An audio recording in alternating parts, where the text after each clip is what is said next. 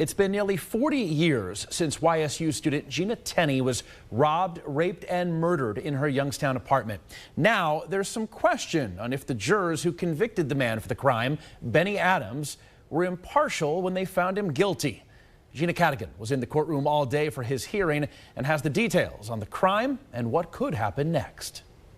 Back in 1985, 19-year-old Youngstown State University student Gina Tenney was raped, robbed, and murdered. Benny Adams was arrested 22 years after Tenney's death, put on trial, convicted, and sentenced to death by a jury in 2008. But in 2015, the Ohio State Supreme Court dismissed that death sentence, saying the state didn't prove the aggravated burglary charge beyond a reasonable doubt. Adams was then resentenced to 20 years to life in prison. Now, nearly 40 years after Gina Tenney's death, Adams still says he's innocent, and the case is being brought up again in court, this time questioning the jurors from the 2008 trial. A federal judge ordered a hearing to see if all jurors remained impartial throughout the entire trial. The defense is arguing that some jurors may have known that Adams served time for a previous rape before the 2008 trial and that it may have impacted their verdict.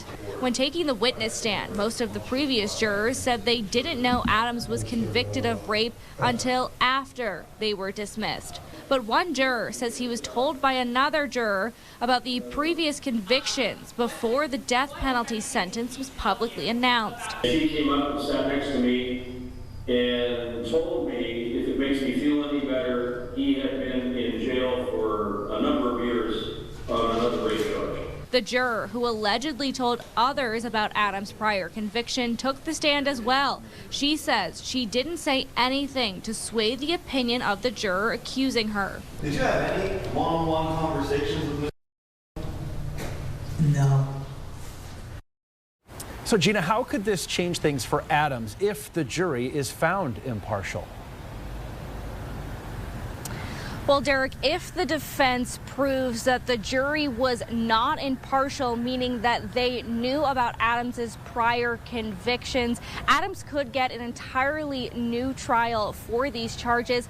But if they find that if the jury was impartial, meaning that they did not know about Adams' previous rape convictions while they were sitting on the jury, no immediate action will happen, but Adams still has the right to file an appeal. Derek. All right, thanks, Gina.